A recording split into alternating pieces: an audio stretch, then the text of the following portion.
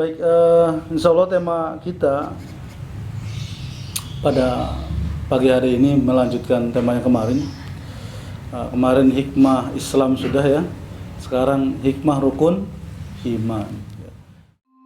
Sebelum menonton video ini, jangan lupa subscribe Kilau Online. Terima kasih sudah menjadi sahabat baik bagi mereka yang membutuhkan. Kalau ada yang udah hafal hadisnya, hadis arba'in yang kedua, ya kita lanjutkan. Kalau kemarin hadis arba'in yang kedua itu tentang Islamnya, ini masih satu hadis ini ya. Jadi orang laki-laki tadi yang bajunya putih-putih, rambutnya hitam begitu bertanya itu tanya ya, pada Nabi, apa itu Islam? Dijelaskan ya. Setelah dijelaskan, dia membenarkan, sodakta, benar. Sehingga para sahabat-sahabat yang di sekelilingnya tadi merasa kagum, kok dia nanya, kok dia membenarkan. Berlanjut pertanyaan kedua ya, akhbirni anil iman. Jelaskan kepadaku tentang iman. Apa itu iman? Bisa lihat di gadget masing-masing, hadis arba'in ya.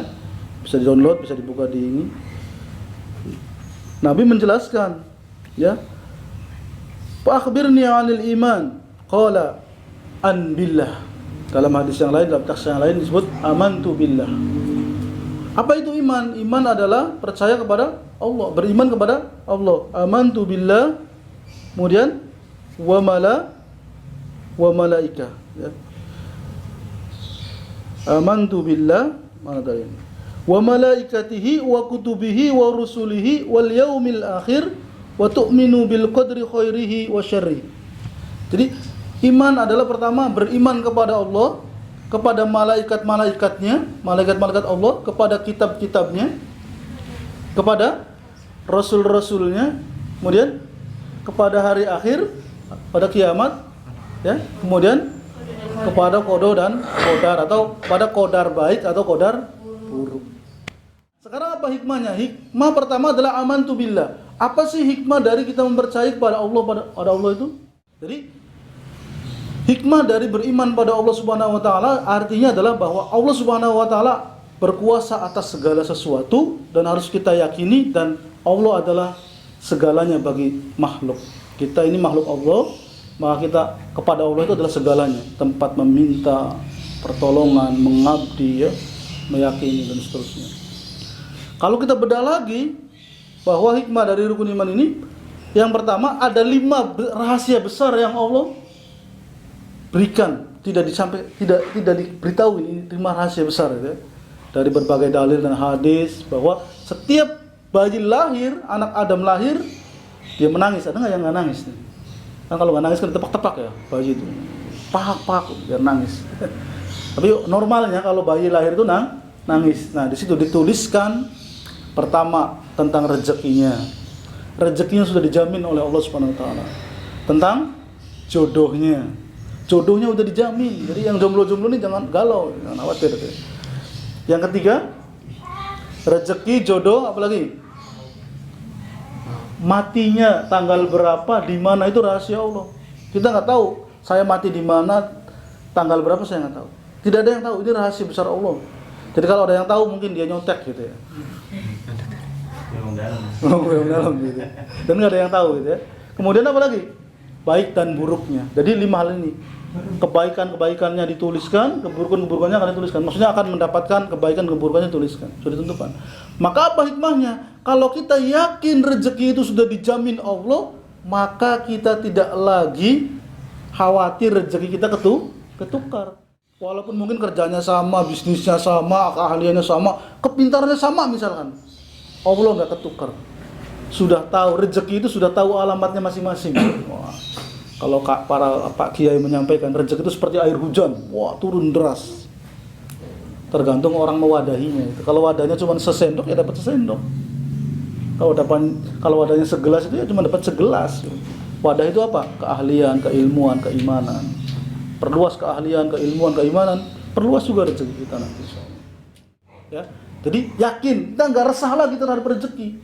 Apa hikmahnya? Hikmahnya kalau kita yakin rezeki itu sudah dijamin Allah, kita nggak nyuri mencari rezeki itu, nggak nipu, nggak menggelapkan uang, nggak korupsi, ya, nggak bohong, nggak curang dalam berbisnis berdagang. Karena yakin rezekinya udah dijamin. Kalau udah yakin, ya masa nggak usah, ya nggak usah dengan cara haram mencari rezeki. Udah dijamin oleh Allah SWT. Ini hikmahnya. Kemudian jodoh udah ditanggung. Kalau jodoh udah ditanggung oleh Allah, udah dijamin oleh Allah, tentukan Mas Eka jodohnya ntar ditakdirkannya istrinya 1, ntar ditakdirkannya istrinya 4. So, makanya laki-laki itu jurusnya kalau istrinya nanya mau nikah lagi ya Bia, ya jawab aja, ya terserah takdir. Kalau takdir saya istrinya menambah ya saya terima aja begitu. Ya, jadi ditakdirkan istrinya. Maka apa hikmahnya? Hikmahnya kalau kita yakin jodoh itu sudah ditentukan oleh Allah, kenapa? Tidak usah curi pandang, tidak usah pacaran, tidak usah pegang-pegang, tidak usah bonceng-boncengan. Ya, kata Ustaz Abdul Somad, say no to bonceng. Ini hikmahnya ini. Kalau kita yakin jodoh itu ditanggung Allah, ya nggak usah pacaran, nggak usah curi-curi pandang, nggak usah nyimpen fotonya di Facebook begitu. Nah, gitu ya. Hati-hati nih akhwat ya. Selfie di Facebook, foto ya. Itu banyak disimpan tuh. Kenapa kok galerinya banyak foto akhwat sih nyimpen dari Facebook gitu. Nah, hati-hati. Apalagi kalau membuka aurat, wah itu dosa jariah. Dianya tidur, dosanya mengalir. Makanya hati-hati ya akhwat. Ikhwan juga habis futsal kelihatan dengkulnya selfie. Ya, dengkulmu auratmu, Bro. Nah, gitu. Jadi hati-hati ikhwan juga ya. Aurat itu yang lihat dosa, yang melihat dosa, yang memperlihatkan dosa. Saya yang lihatnya dosa, aduh astagfirullahaladzim, itu ikut dosa. Tapi disimpan terus gitu. Baik. Apalagi tadi? Rezeki sudah, jodoh sudah, mati. Nah, tidak usah takut dengan kematian, tapi persiapkan kematian. Kapanpun mati itu mendadak, kayak mati lampu gitu. Mati lampu. Nggak ada pemberitahuan lagi. Pet aja gitu. Nah, tiba-tiba lagi nyapu mati, ada kan gitu. Tiba-tiba lagi supaya lah begitu ya. Jadi apa artinya? Artinya kita tidak boleh takut dengan kematian, tapi kita persiapkan kematian. Saya ingin menjemput kematian saya dengan terindah. Ya. Nah, seindah-indahnya kematian apa? Mati syahid ditempuh dengan apa? Dengan cara kita lagi belajar, lagi berjuang di jalan Allah, lagi sungguh-sungguh bekerja, syahid insyaallah. Nah itu, jadi nggak usah takut dengan kematian. Kalau kita berbuat benar ya harus berani. Ya, jangan nggak berani gitu ya. Karena nggak akan mati orang yang umurnya panjang. Kemudian kebaikan dan keburukan. Sudah tentukan kebaikan-kebaikan kita hari ini saya misalkan ditraktir ngopi, itu sudah ditentukan.